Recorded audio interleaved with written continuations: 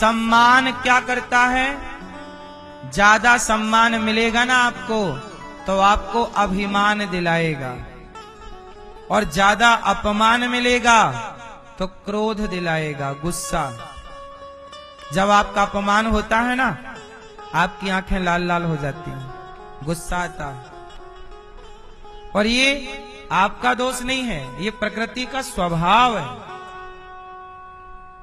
सम्मान पाके व्यक्ति खुश होता है और अपमान पाके दुखी होता है।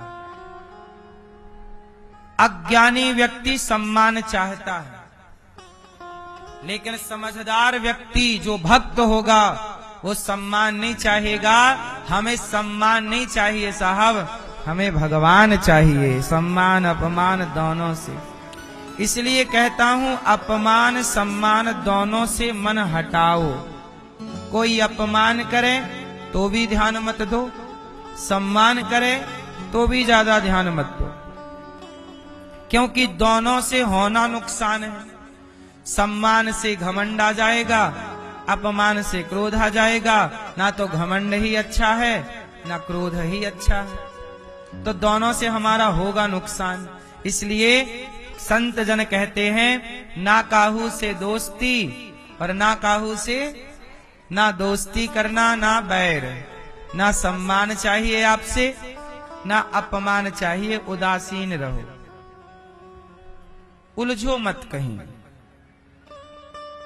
समझदार लोग उलझते नहीं हैं, अज्ञानी लोग उलझते हैं। तूने मुझे गाली दी, तूने ऐसा कहा, आप उलझ गए, लड़ने लग गए, मतलब आप अज्ञानी हैं। समझदार ना टाइम नहीं बर्बाद करता। तुमसे लड़ने में हम क्यों समय लगाएं?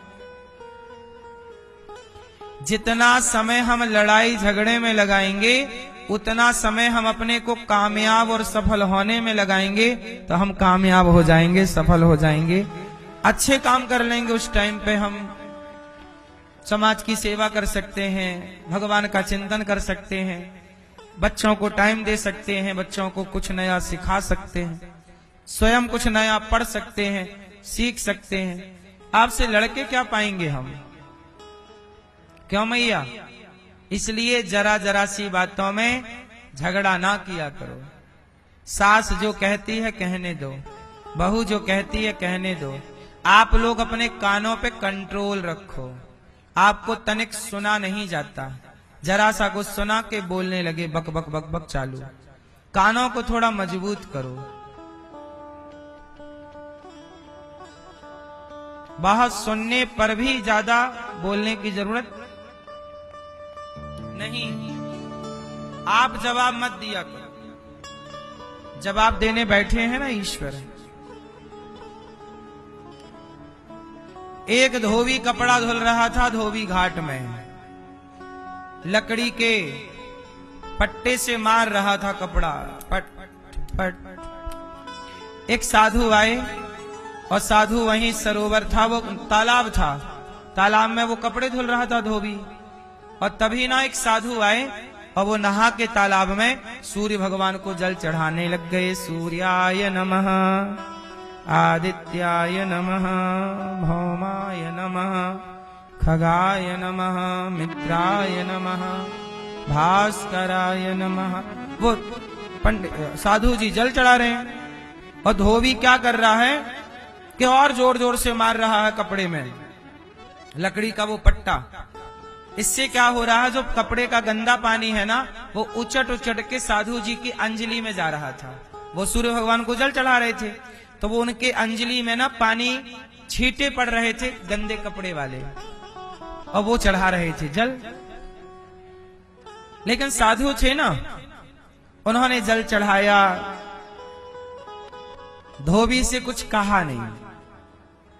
जब कुछ नहीं कहा तो भगवान नारायण देख रहे थे।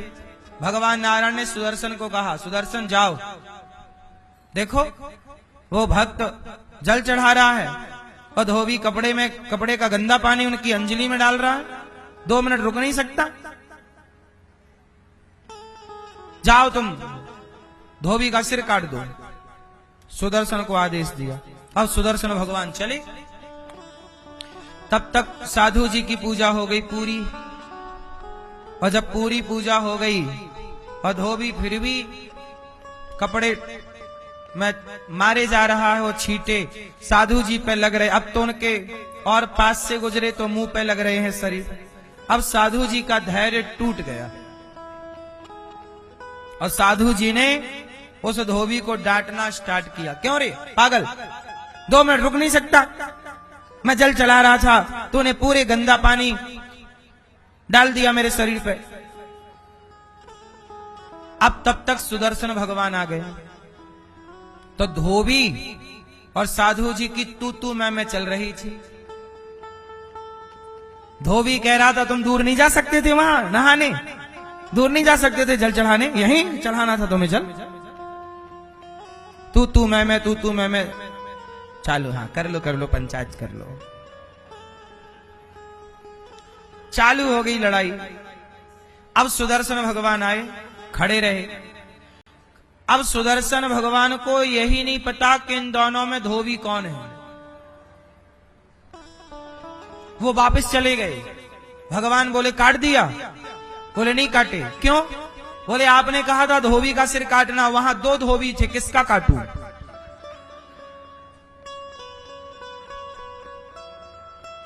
वहां कितने धोबी थे?